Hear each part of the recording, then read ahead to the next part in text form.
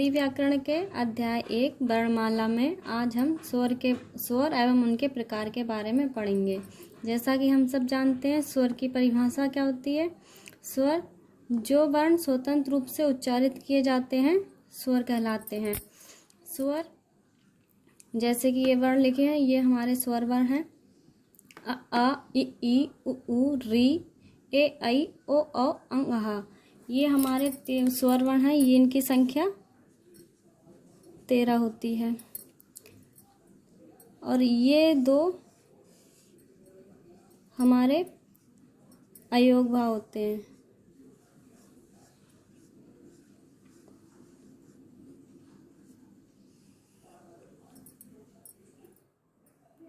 आइए अब हम जानते हैं स्वर की मात्राओं के बारे में।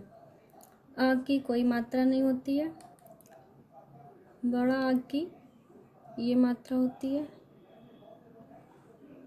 और छोटी ई की ये मात्रा होती है। बड़ी ई की ये मात्रा होती है। छोटा ऊ की ये मात्रा होती है। बड़ा ऊ की ये मात्रा होती है। री की ये मात्रा होती है। ए की ये मात्रा होती है। आई की ये मात्रा होती है। ओ की ये मात्रा होती है। औ की ये मात्रा होती है। अंग की बिंदी लगाते हैं और आह में विसर्ग। अंग को अनुस्वार भी कहते हैं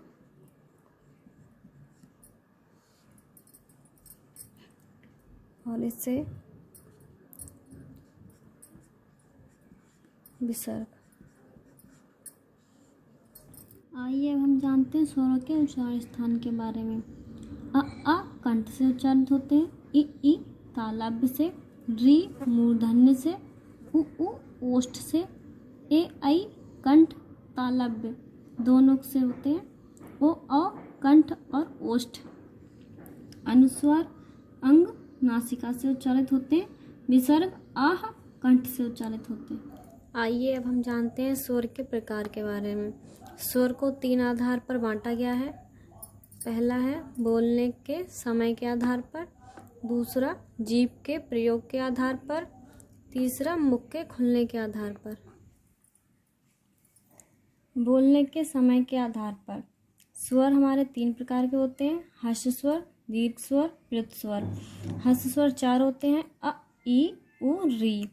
इनमें 1 मात्रा का समय लगता है या इनको बोलने में कम समय लगता है। दीर्घ स्वर हमारे 7 होते हैं। अ ई उ ए ऐ ओ औ। इनमें 2 मात्रा का समय लगता है। दीर्घ स्वर 2 भाग में डिवाइड होते हैं, सामान्य दीर्घ, संयुक्त दीर्घ। सामान्य दीर्घ अ ई उ होते हैं और संयुक्त दीर्घ ए ऐ ओ औ होते हैं। प्लुत स्वर इनमें 3 मात्रा का समय लगता है, जैसे ओम। दीर्घ स्वर जिन स्वरों को बोलने में 2 मात्रा का समय लगे, ये 7 होते हैं। दीर्घ स्वर 2 प्रकार के होते हैं। सामान्य दीर्घ जिन्हें सजातीय स्वर भी कहते हैं, संयुक्त दीर्घ जिन्हें विजातीय स्वर भी कहते हैं। सामान्य दीर्घ में 3 वर्ण आते हैं। आ ई उ। बड़ा आ से मिलकर बनता है। बड़ी ई से मिलकर बनती है। बड़ा उ से मिलकर बनता है। एक प्रकार के वर्णों के मेल से बनते हैं, इसलिए इन्हें सजातीय स्वर कहते हैं। आइए अब हम संयुक्त दीर्घ वर्ण को विस्तार से जानते हैं। संयुक्त दीर्घ वर्ण 4 होते हैं। ए ऐ ओ औ।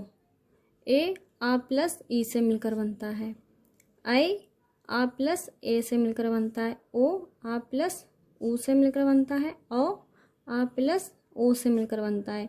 ये हस्व या दीर्घ वर्णों से मिलकर बनते हैं, इसलिए इन्हें संयुक्त दीर्घ वर्ण कहते हैं। जीभ के प्रयोग के आधार पर स्वर 3 प्रकार के होते हैं। अग्र स्वर, मध्य स्वर, पश्च स्वर। अग्र स्वर जिन स्वरों के उच्चारण में जीभ का अग्रभाग काम करता है, ई ए ऐ। मध्य स्वर जिन स्वरों के उच्चारण में जीभ का मध्य भाग काम करता है, आ। पश्च स्वर जिन स्वरों के उच्चारण में फर्स्ट भाग काम करता है अ उ ओ औ। आइए अब हम जानते हैं मुख द्वार खुलने के आधार पर स्वर 4 प्रकार के होते हैं। विवृत स्वर, अर्धविवृत स्वर, अर्धसमृत स्वर, समृत स्वर। विवृत स्वर का मतलब होता है खुला हुआ और समृत का मतलब होता है बंद। यानी कि विवृत स्वर में क्या होगा, जिन स्वरों के उच्चारण में मुख द्वार पूरा खुल जाता है, जैसे कि आ। अर्धविवृत स्वर में जिन स्वरों के उच्चारण में मुख द्वार आधा खुला होता है, अ ए औ। अर्धसमृत स्वर जिन स्वरों के उच्चारण में मुख आधा बंद रहता है, ए ओ। समृत स्वर जिन स्वरों के उच्चारण में मुख बंद रहता है, ई उ ऊ।